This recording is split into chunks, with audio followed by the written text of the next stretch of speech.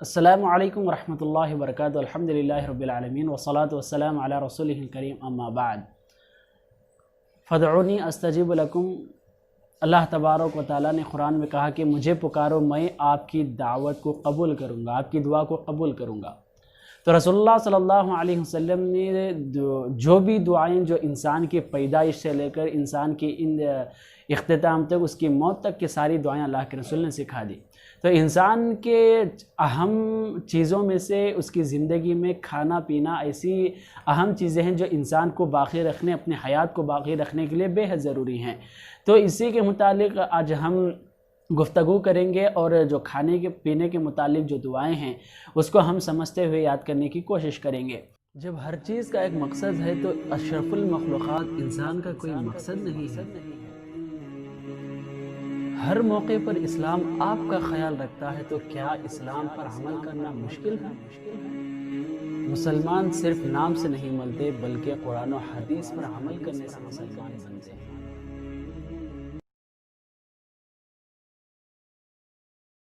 تو ہمارے سامنے ابن ماجہ کی حدیث ہے کہ رسول اللہ صلی اللہ علیہ وسلم جب بھی کھانا کھانے کے لیے کھانا شروع کرتے تو سب سے پہلے بسم اللہ کہا کرتے۔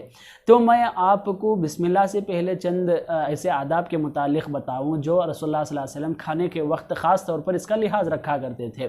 اللہ کے رسول صلی اللہ علیہ وسلم جب بھی کھانا شروع کرتے تھے، یعنی کھانے سے پہلے اللہ کے رسول پہلا کام ہاتھ دھویا کرتے تھے۔ اس کے بعد رسول اللہ صلی اللہ علیہ وسلم جہاں پر بیٹھتے تھے وہاں پر دسترخوان بچھایا کرتے تھے، اور جب اللہ کے رسول کے ساتھ کوئی اور مل کر بیٹھے تو اپنی طرف سے اللہ کے رسول کھانا شروع کرتے تھے، یعنی درمیان میں ہاتھ نہیں ڈالتے تھے۔ اللہ کے رسول نے کہا کہ کھانے کے درمیان برکت اترتی ہے، اس وجہ سے بازو سے کھایا کرو، درمیان میں ہاتھ مت ڈالا کرو۔ تو اللہ کے رسول صلی اللہ علیہ وسلم پاک صفائی کا لحاظ رکھتے، کھاتے پیتے وقت برتن میں دیکھنا، اس کا لحاظ رکھنا، یہ تمام چیزیں اللہ کے رسول صلی اللہ علیہ وسلم کی سنت ہیں۔ اس کے بعد اللہ کے رسول بسم اللہ خود پڑھ کر بھی کھایا کرتے تھے، اور صحابہ اکرام کی الگ الگ روایتیں موجود ہیں۔ اللہ کے رسول صلی اللہ علیہ وسلم نے صحابہ اکرام کو سکھایا کہ جب بھی آپ کھاؤ تو بسم اللہ کہہ کر کھایا کرو۔ جب بھی انسان بسم اللہ کہتا ہے تو شیطان اسے دور ہو جاتا ہے، اور وہ کھانا خالص اسی کے لیے ہو جاتا ہے۔ جب انسان یہ بسم اللہ بھول جاتا ہے تو وہاں پر انسان اس کے ساتھ شیطان اس کے ساتھ شریک ہو جاتا ہے، اور اس کے کھانا وہ بھی کھاتا ہے۔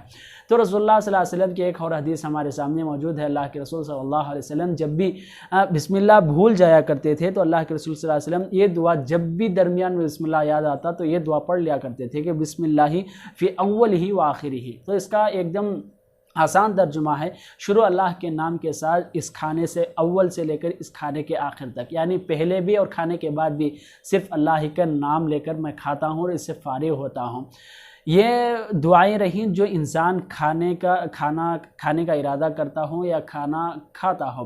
جب یہی کھانا جب انسان دوسرا کھلائے، ہم کو دوسرا انسان دعوت کے طور پر بلا کر کھلائے، یا خود ماں باپ یا کوئی بڑے لوگ جو اپنے ہاتھ سے کھلائیں، تو اس وقت بھی ایک ایسی دعا اللہ کے رسول صلی اللہ علیہ وسلم کے ہمارے سامنے موجود ہے، جو رسول اللہ صلی اللہ علیہ وسلم دوسرے جب کھانا کھلاتے تھے تو ان کو بھی اللہ کے رسول دعائیں دیا کرتے تھے۔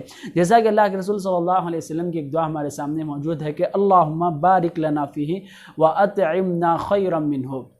اللہ تبارک و تعالی ہمارے لیے جو کچھ یہاں پر کھانا موجود ہے اس میں برکت عطا فرما، اور جو ہم کو کھلا رہا ہے اس کو بہترین عطا فرما۔ ایک حدیث میں بھی دوسری روایت کے ذریعے الگ بھی دعا موجود ہے کہ اللہ کے رسول صلی اللہ علیہ وسلم نے دعا کہا کہ اللہم اطعمنی من اطعمنا، اللہ تبارک و تعالی جس نے ہم کو کھلایا اس کو کھلا، جس نے ہم کو پلایا ہے تو اسے پلا، اور جو ہم کو فائدہ پہنچا اس کو فائدہ پہنچا۔ اس طرح کی اور ایک روایت بھی ہمارے سامنے رسول اللہ صلی اللہ علیہ وسلم کی حدیث ملتی ہے۔ اور اس سے ہٹ کر کھانے کے متعلق جو دعائیں ہیں وہ بہت ہی کم روایات سے ملتے ہیں۔ جو بھی کھانے کے متعلق دعائیں ہیں بہت کم ہیں، بسم اللہ ہی اس کا سب سے بڑی دعا ہے، اس سے بڑھ کر دعا کہیں بھی ہم کو حدیث میں نہیں نظر آتی۔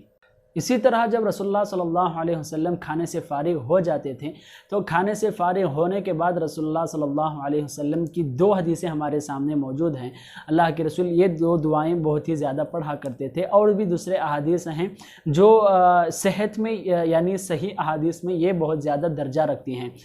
پہلی دعا جو آپ کے سامنے میں پڑھ کر سناتا چلوں صحیح بخاری کی دعا ہے، جس میں اللہ کے رسول صلی اللہ علیہ وسلم جیسا ہی کھانا کھانے کے کھانے سے فارغ ہوتے تھے کھانے کے بعد یہ دعا دسترخوان پر اپنی ہی جگہ پر بیٹھ کر پڑھا کرتے تھے، الحمدللہ الذی حمدا کثیرا طیبا مبارکا فی غیر مکفئ ولا مودع ولا مستغنی عنہ ربنا۔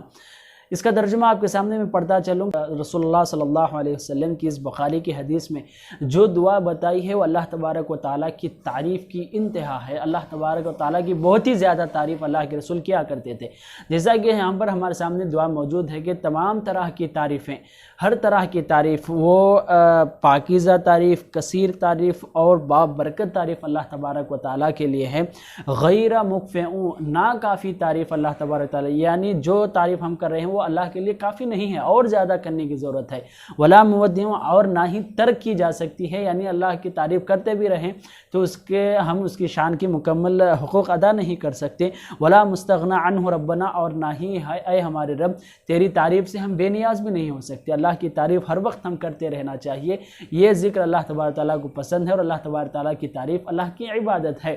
اس طرح رسول اللہ صلی اللہ علیہ وسلم کی ایک روایت موجود ہے۔ دوسری روایت ابو داود میں موجود ہے، جو کہ آپ کے اکثر یہ لوگ دعا کھانے کے بعد پڑھا کرتے ہیں کہ الحمدللہ الذی اطعمنی ھذا ورزقنیہ من غیر حول منی ولا قوہ، الحمدللہ الذی اطعمنی ھذا ورزقنیہ من غیر حول منی ولا قوہ۔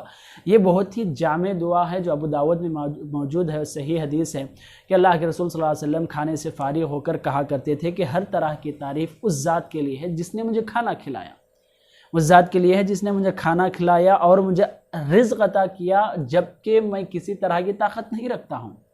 کسی طرح کی طاقت انسان کے پاس نہیں ہے اللہ کے سامنے۔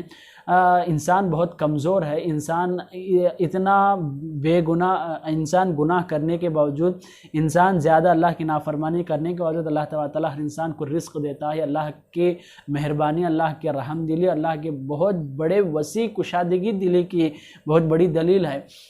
تو رسول اللہ صلی اللہ علیہ وسلم یہ تعریف بیان کرتے تھے، اللہ تبارک و تعالیٰ کا شکریہ ادا کرتے تھے۔ اس طرح ہم ان دعاؤں کا لحاظ رکھنا چاہیے اور ان دعاؤں کو یاد کریں، ہر وقت شروع میں کھاتے ہو، کھانے کے بعد ہو، اللہ کا شکریہ ادا کرتے رہیں۔ اللہ ہم سب کو اس کا شکریہ ادا کرنے کی توفیق عطا فرمائے، آمین۔ والسلام علیکم ورحمۃ اللہ وبرکاتہ۔